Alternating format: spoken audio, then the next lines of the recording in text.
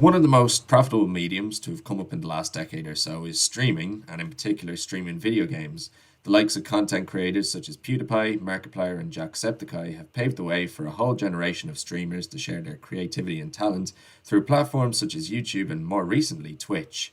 Right now, any game you can think of has at least one dedicated streamer that people are both willing to and would rather watch instead of just playing the games themselves.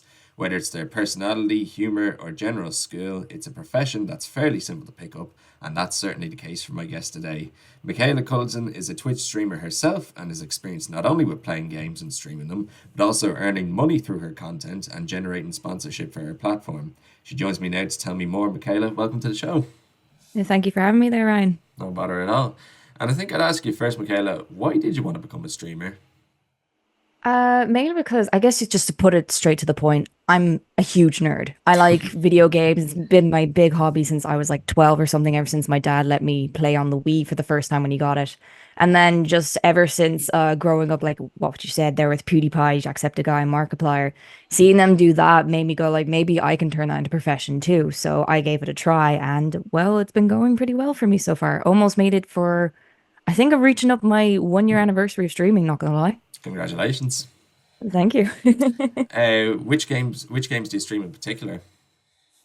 I'm more of a variety streamer because from what I've learned, if you keep constantly playing the same game over and over again, people eventually get tired of it. Like it really depends on your personality and how you can handle each game, making it entertaining each time. So for me, I normally tend to stick with either horror games or multiplayer games because that way I can collab with more people and people can kind of have a little bit more reactions and it's a little bit more content, I guess you could say, when it comes to horror games, because you can either make something goofy or something where you made a mistake or something like that. People tend to like it when others are scared, you know? Did you have any inspirations in particular? Oh, a lot of inspirations. I think my bigger one was probably Jacksepticeye. Absolutely Chad. I love him so much. And I honestly keep watching some of his content as well because I take notes here and there. But some of the other like content creators that I've seen online, especially streamers that I've taken inspiration from, was a streamer called Flash Force. He mainly did Phasmophobia content, but I don't know, just his vibe and all, where he was able to goof around with friends and also be serious and just be kind of chill. That was my big inspiration. But for me, there's like different types of streamers because you have the streamers with the face cam, which everyone knows is like the basic one where you can actually see the person for themselves. You have faceless streamers, which have no face whatsoever. You have PNG tubers where they use a moving picture that basically activates when they talk, so you know what their character looks like and such. And then you have VTubers, which is basically, I guess you could say, like anime models, except they can move around because they have facial tracking and stuff. When I saw VTubing for the very first time, I immediately went, yes, that's what I want to do because I don't like showing my face on camera all the time because, I'm self-conscious that way. But seeing people like say, you can make your own epic anime waifu character or whatnot and use that as your face for the stream. I thought that was pretty fun to do. So that's pretty much been my inspiration. Amelie on Twitch was actually my biggest inspiration there to become a VTuber streamer. And how would a typical, like, say, episodes when you stream, how would that look for you? What would the video look like? It mainly depends on the game. Sometimes, like, there are streams where it's very slow. Sometimes there's streams where it's very chaotic. In my case, I normally have very chaotic streams where I have like a bunch of like interactions that people can use in my streams where they can throw stuff at my character and stuff like that or put it in a box. So it is pretty much chaotic in my case because it depends on what vibe you bring in. For example, for me, I'm what they call a little gremlin. So it's all of these screaming noises and throwing stuff at me or me making constant mistakes that we just laugh about. Or in my case, with the new Mario movie, with Jack Black's song Peach, Oh, yeah, yeah, of course. it's become a running joke now on my channel where people throw peaches at me using that. So, like I said, it's pretty much chaotic in I my can case. But imagine, yeah, yeah. yeah, like I think I pretty much go to bed just extremely exhausted. But I guess that's like in a way because when you look at like the analytics for each thing that you do for each stream and how many people you bring in and how much people enjoy it, that kind of just shows you, okay, they like this vibe. I can keep up with that vibe. Let's go. That sort of thing. Can you make money from streaming?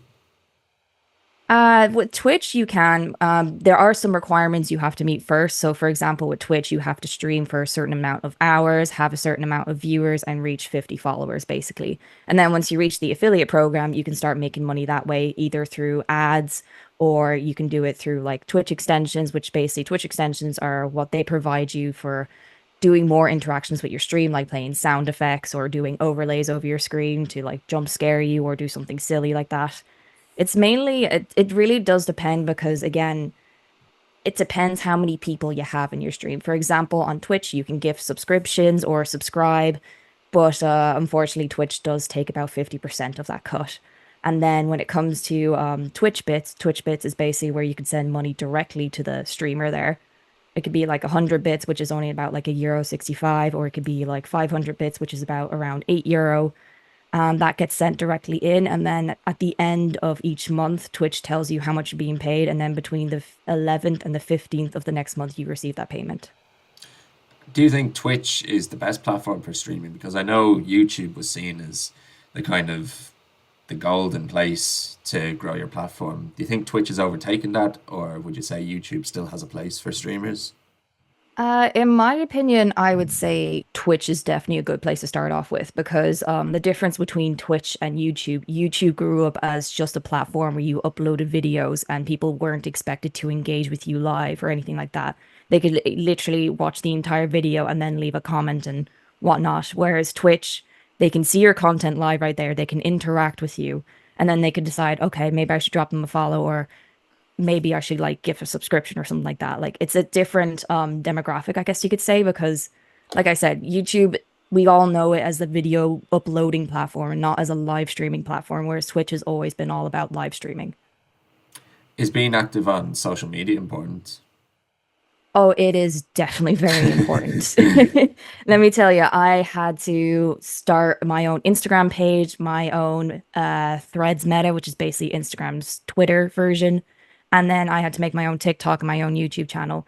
When people think of streaming, they think, oh, you just have to stream and that's it, the money will come through. No, you gotta go outside of that streaming and actually advertise yourself. So after every stream, I have to normally go through my entire stream and go, that clip was funny. Let me have to now learn video editing from scratch to try and make that look entertaining and then post it all over my other social media platforms there to try and bring people from out there to my streaming channel.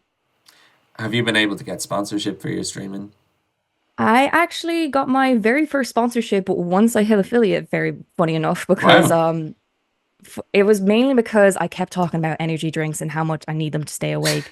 So then this company approached me and was like, "Hey, you said you like energy drinks. Would you like us to sponsor you? Because we do energy drinks for gamers." So I was like, "All right, sign me up," you know? And now every time it's the way how it works is every time someone uses my discount code, I basically get some money from the referral there. Very nice, very nice. Yeah. All I And have to do is just advertise them each stream. and do you see streaming as something you could make a career out of? Uh, to be honest, it is a very long road to go because to get to where the bigger streamers and YouTubers are it took them years. So, and I've only started, and I'm only reaching year one right now. Um, I do want to put it into like a career, but if you're starting off, it's better to have another job on the side just so you can like support yourself because I'm gonna be really frank with you there. Streaming is very expensive. Like very, very expensive. You have to make sure you have the right PC components, and if you're like streaming on a console, you have to make sure you have the right capture card. You have to make sure your Wi-Fi upload speed is very fast. You have to make sure basically nothing breaks. If you have a microphone, get a decent one. If you are using a webcam for face tracking or just to basically use the webcam as a webcam for your face and stuff. You have to make sure it's a decent quality one. You have to make sure you've soundproof panels around the place so you're not disturbing your neighbors or, having your voice echo in the mic on stream. And yeah, like it is really expensive. So I would say if you are starting off and want it as a career, have another job on the side there. That'll do. Michaela Culliton, best of luck with the Twitch streaming. Hope best things happen. Hope you can grow your platform. And thank you so much for coming on the show today. Thank you for having me there. It was a pleasure as always. Thanks.